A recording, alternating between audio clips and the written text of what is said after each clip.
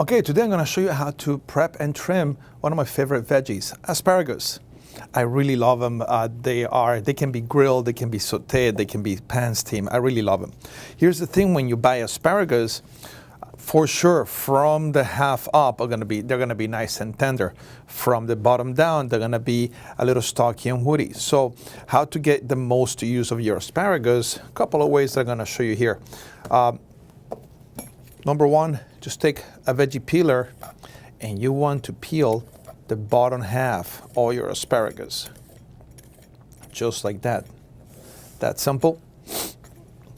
So you'll be able to use now your full asparagus full length. You can use your peeler back and forth. Most people don't know this, but the peeler has a double edge. It can peel both ways.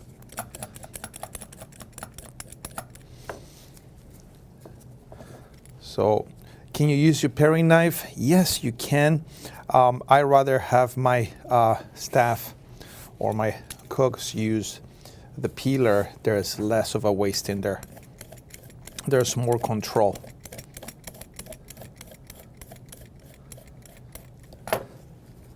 And now your asparagus is ready to fully be used on its all glory and length.